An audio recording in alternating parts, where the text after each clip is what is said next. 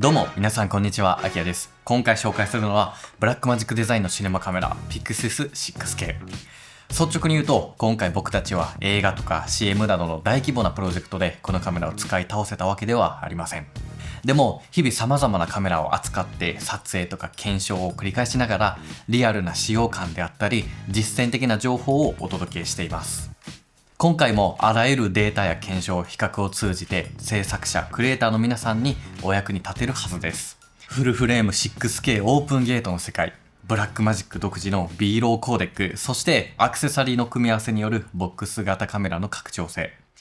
ブラックマジック Pixis 6K の魅力と課題、リアルな使用感について全てお届けしていきます。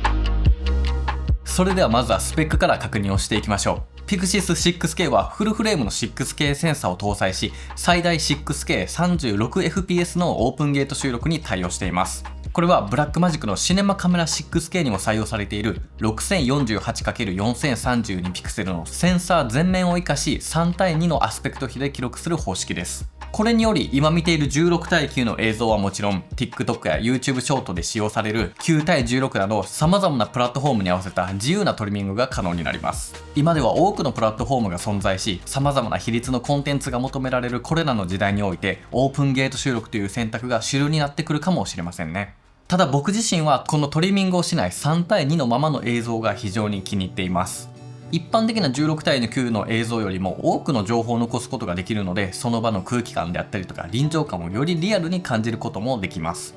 ではそんなオープンゲートで収録をした 6K の動画作例をまずはご覧ください。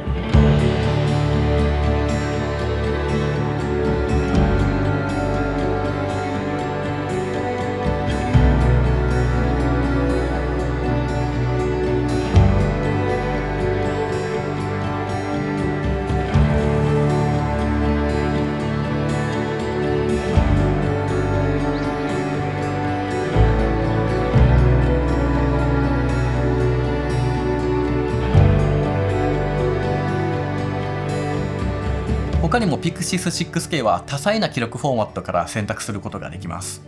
Pixis 6K の記録フォーマットはこんな感じですが、ここではスローモーション撮影の記録フォーマットに注目をしてみます。Pixis 6K で品質を保ったままスローモーション収録をしたい場合は、6K オープンゲートの場合最大 36fps、6K16 対9の場合は最大 46fps となります。そして 4K16 対9の場合は最大 60fps から選択する必要があります。今回手持ちスタイルでの撮影も行っていたのでスローにしたい場面もいくつかありましたが、2倍スローには届かない 6K46fps の16対9か 1.5 倍クロップが入る 4K60fps の2択というのは少し悩ましいなと感じてしまいます。Pixis 6K のフレームレートは2025年現在のカメラ市場から見ると特別に優れた数字ではないかなと思います。今回 1.5 倍クロップされる 4K と最大の 6K の画質を比較してみました。 6K には 50mm のレンズ、 4K には 35mm レンズを使用して、どちらも 35mm 換算でおよそ 50mm 相当になるように揃えてテストをしたところ、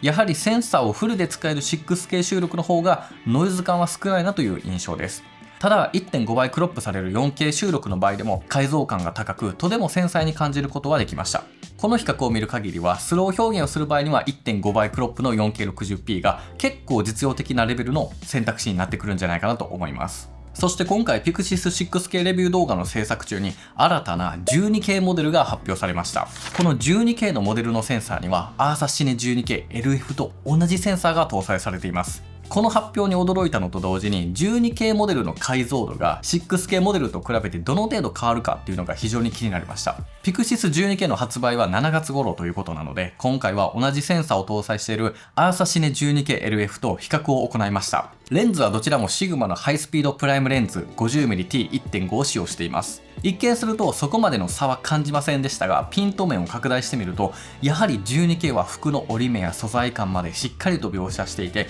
3倍にクロップをしても十分に使えそうな解像力だと感じます。このレンズが 8K までの対応とのことなので 12K の性能を最大に活かすことができていないという可能性はあるのですが、その環境下でもやはり 12K センサーの画質を感じることができました。そしてなんとこの 12K センサーは 8K や 4K に解像度を落としたとしてもクロップされることがなく、フルフレームでの撮影を可能にしている特別なセンサーなんです。このアーサシネ 12K LF というハイエンドシネマカメラに搭載されているセンサーをピクシスの筐体で扱えることができるというのはかなりね、すごいことなんじゃないかなと思います。ではここからはミラーレスカメラとの大きな違いやブラックマジックローについても見ていきましょう。そもそもブラックマジックロー、すなわち B ローとはブラックマジック独自のローコーデックのことであり、ローの品質を保ちながらデータを小さくできたとても優秀なフォーマットなんです。この B ローを使って撮影した場合、撮影時の失敗というのがほとんどなくなってきます。なぜなら ISO とホワイトバランスを撮影後の編集時に変更ができるようになるからです。このように ISO とホワイトバランスが間違っていた場合、通常のカメラでは大幅に改善しても不自然な映像になる可能性が大きいです。しかしローの場合はホワイトバランスを調節し ISO で適正露出に変更することが後からでも可能となります。元のデータが残っている、これがロー映像の大きなメリットとなるんです。編集時に変更できないことといえばレンズ、カメラワーク、そして撮っているシーンなどです。それ以外をほとんど後から調節できるからこそ現場では撮影に集中できるというのが B ローの強みとなってきます。ちなみに B ローで収録した映像はダヴィンチレゾルブに取り込むことで内部的に16ビットとして扱われるようになります。あくまで撮影時の素材は12ビットとなるんですが、編集時には16ビット相当の空間で操作ができる。これが魅力のうちの一つです。これだけを聞くと B ロー一択で使いたくなるかと思うんですが、圧倒的な弱点が一つあります。それがデータサイズです。B ローは通常のローデータに比べると比較的データサイズは小さく軽いのが特徴です。とはいえ B ローであったとしてもデータサイズはかなり膨大になってしまいます。オープンゲートの 6K24fps を固定ビットレートを5対1で収録をした場合、約 223MB/s となります。これ1秒間に 223MB です。これは1分間の連続撮影で約 13.38GB にもなるんです。ただこのピクシスではこの大容量なデータを扱いやすくするために2つの記録方法が採用されています。1つ目が CF エクスプレスタイプ B です。これは近年の動画カメラや高画素スチール機で採用されているカードスロットで、例えば僕が使用している NEXTRAGE の B2 Pro、これだと最大約 3600MB/s で読み込み書き出しを行うことができます。この CF エクスプレスタイプ B カードがピクシスにはスロットが2つあるんですね。さらに USB-C を用いた外付けメディアへの収録も可能にしています。また豊富な圧縮率を用途に合わせて選ぶことができるのも魅力のうちの一つです。圧縮モードは固定ビットレートと固定クオリティの2種類から選ぶことができます。固定のビットレートとは名前の通り一定のビットレートで収録ができるモードで、収録時間を撮影前から把握することができます。一方で固定クオリティというのはビットレートが可変します。複雑でディティールの多い映像にはビットレートを多めに割り当てて、シンプルな映像ではビットレートを軽減することができて効率よくメディアを使用することができます。現時点でこのピクシスは Netflix の認定カメラリストにはまだ追加されていませんが、認定されているブラックマジックカメラの多くで5対1以上が推奨されていることがわかります。今回実際に全ての固定ビットレートで比較を行ってみました。このビットレートの違いによる画質の違いを皆さんは感じることができるでしょうか？正直スマートフォンで見ている分には大きな差を感じることはできないかもしれません。ここまででこのピクシスのスペックについてかなり理解が深まってきたかと思います。それではここからはスペック表には載っていない実測値をいくつか確認していきましょう。今回はダイナミックレンジ、ローリングシャッター、低照度性能の3つを検証してみました。まずはダイナミックレンジ性能から。そもそもダイナミックレンジとは明るい部分から暗い部分までをどれだけ幅広く記録できるかを示す性能のことです。例えば室内の明るいところに露出を合わせた時に窓の外の明るい光景も白飛びせずに映せるかどうか、その情報をしっかり記録できるほどダイナミックレンジが広いということになります。結論から言うと今回の検証でブラックマジックのカメラはダイナミックレンジをやや低めな数値で記載しているということが分かりました。公式ではこのピクシスのダイナミックレンジは13ストップと記載されています。一方でソニー FX6 のダイナミックレンジは S-Log3 の撮影時に15プラスストップ、ルミックス S5-2X では Vlog 撮影時で14プラスストップと見積もっています。つまり数値上だけで見ると Pixis のダイナミックレンジスコアというのは他に比べて劣ってるように見えます。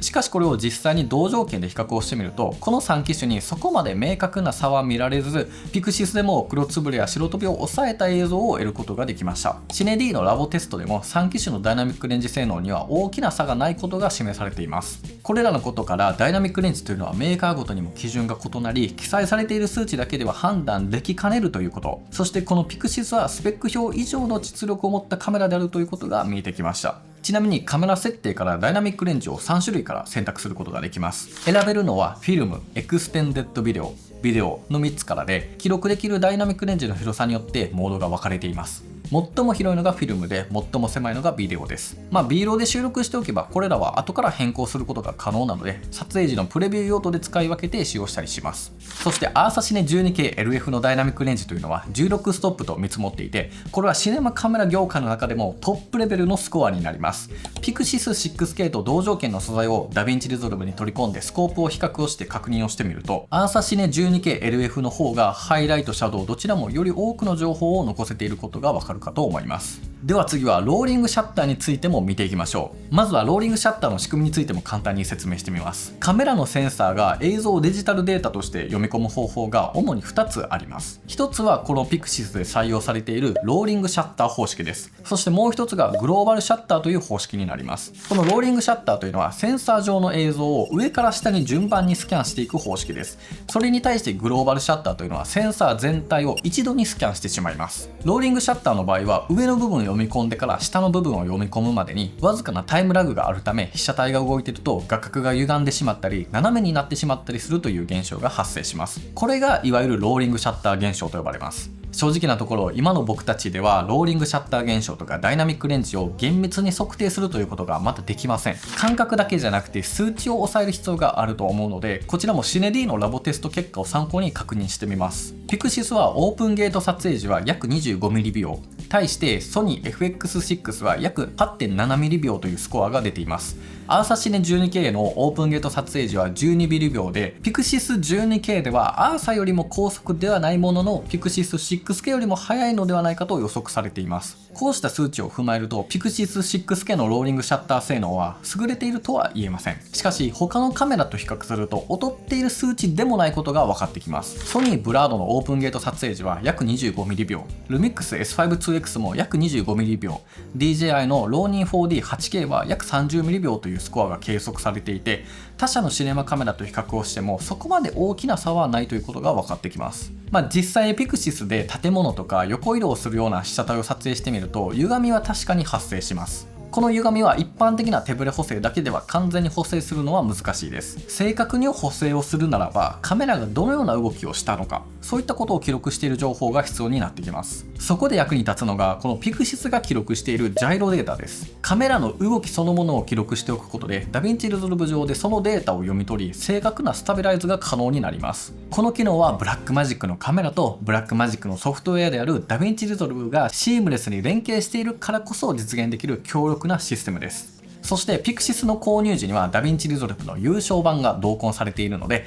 この機能を追加費用なしで活用できるというのも非常に大きなメリットとなります。では3つ目の低照度性能に移る前に少しだけ視点を変えて、ダヴィンチリゾルブという編集ソフトがなぜサブスクではなく買い切り版や無償版を提供し続けているのか、そもそもブラックマジックデザインという会社が自社のカメラ開発を始めたきっかけというのが何なのかを見ていきたいと思います。ブラックマジックデザイン CEO のグランド・ペティはテレビ業界でエンジニアとして働いていた経験からテクノロジーの複雑さ、そしてテレビ業界の在り方に疑問を持ち、映像制作というのは高価な機材や複雑な技術が理由で諦めるべきではない、そんな強い思いからスタートをします。ブラックマジックデザインの最初の製品はキャプチャーカードで、数年後にはダヴィンチ社を買収しカラーグレーディングソフトの開発に力を注いでいきます。やがてグラント・ペティは誰でも低価格で高品質な映像を手にすればダヴィンチリゾルブで本格的なカラーグレーディングが可能となり、よりクリエイティブな作品作りができる、そうした制作環境をトータルに支援したいという思いがブラックマジックデザインがカメラ開発を進めた大きな理由になります。僕自身も過去にブラックマジックデザインのカメラで撮影をたくさん行ってきました。低予算でも駆け出しのクリエイターの背中を押してくれて、その経験が今の自分につながっています。先日行われた NAB2025 の発表イベントでグランドペティは将来的にはダヴィンチリゾルブスタジオ版有料版のアップデートは有料になるかもしれないというような話がありました。僕としては大歓迎です。むしろよくぞ今まで無償でこれだけのアップデートをね実現してくれた、そういうふうに心から思います。これからももっともっと便利になってもっともっと映像制作者を支えてくれるダヴィンチリゾルブに多少の追加投資というのは僕は惜しみません。では続いては低照度性能について見ていきましょう。Pixis には ISO400 と ISO3200 のデュアルネイティブ ISO があります。左が ISO400 で右が ISO3200 です。映像を見ても分かる通り ISO3200 では明らかにノイズが多くなっているのが確認できます。さらに低照度環境でいくつかテストを行ってみました。これは ISO400 の映像です。そして ISO3200。最後はこの映像に少しだけノイズリダクションをかけた映像となります。ISO3200 のままではノイズが目立ちますが、ノイズリダクションをかけることで実用に十分耐えるクオリティまで改善することができました。今回低照度撮影時では種類の Vision Prime 1 T1.4 シリーズを使用してみました。もちろんソニーの FX シリーズの ISO12800 の高感度品質には及びませんが、明るいレンズとの組み合わせ次第で十分に低照度撮影にも対応できるということが分かりました。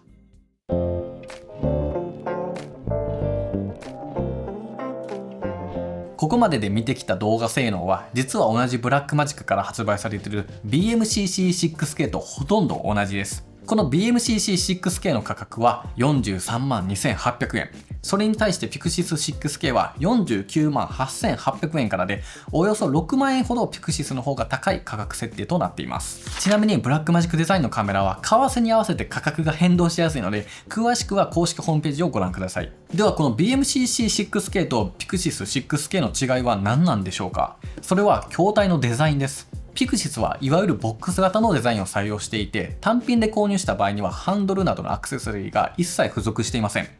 カメラが届いた状態ではただの四角い箱なんです。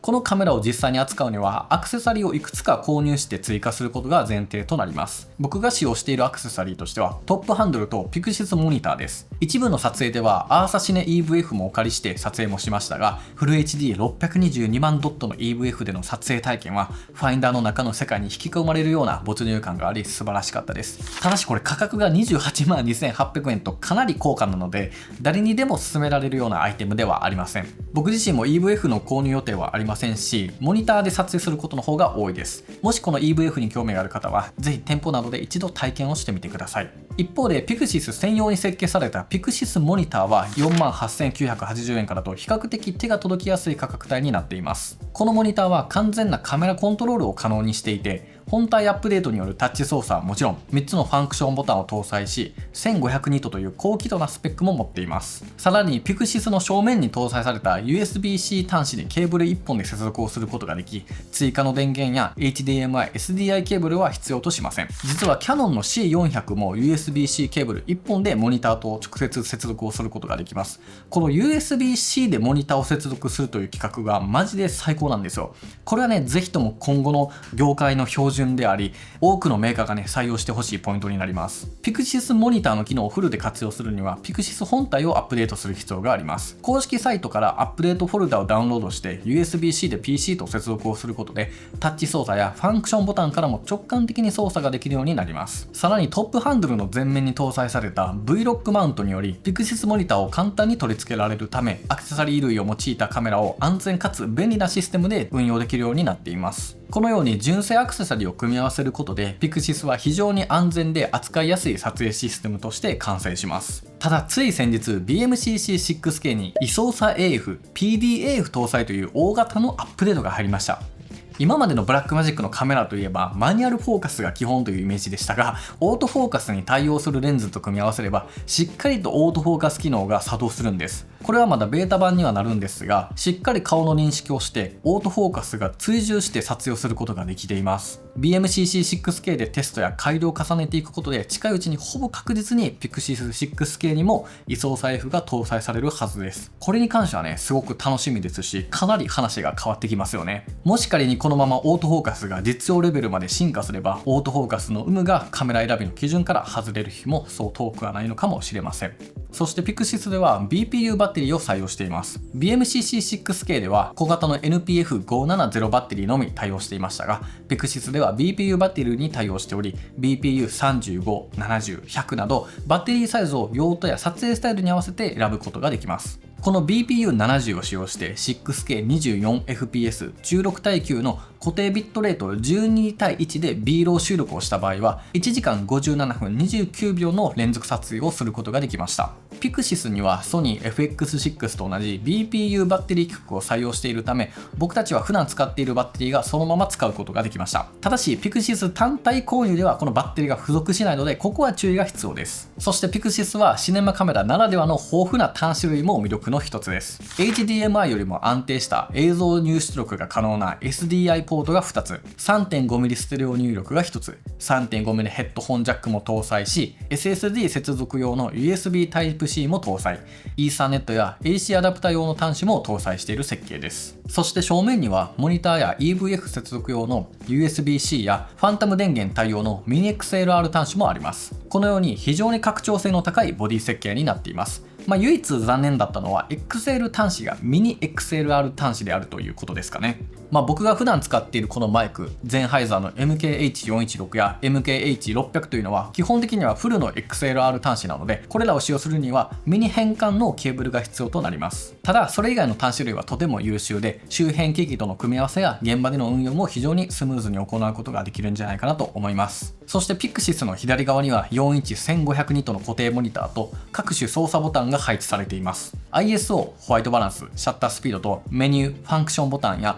レックボタン、スクロールホイールなどが搭載されていて、一度ボタン配置を覚えてしまえばノールックでも直感的な操作が可能になります。またロックスイッチが搭載されているので、誤って設定が変更されるというのも防ぐことができます。Pixis はシネマカメラではありますが、スチル専用のボタンを押すことで 24.6 メガピクセルの静止画をその場で記録することもできます。これによりショット感の連続性を記録しておいたり、ロケハン時でも役立ちそうですよね。そして Pixis 6K はレンズマウントを3種類で展開しています。所有しているこのモデルは L マウント、これの他に PL マウントと EF マウントがあります。この3つの選択肢から選ぶことができるので、ユーザーにとってはかなりありがたい仕様になっています。PL マウントのみ34,000円ほど高く、532,800円から購入することができます。公式ページのトップに記載されている世界一柔軟にリグを組めるフルフレームのデジタルフィルムカメラです。その言葉の通り、ボックス型ならではのカスタマイズ性は想像以上に柔軟で、構成次第で幅広い撮影スタイルに対応することができます。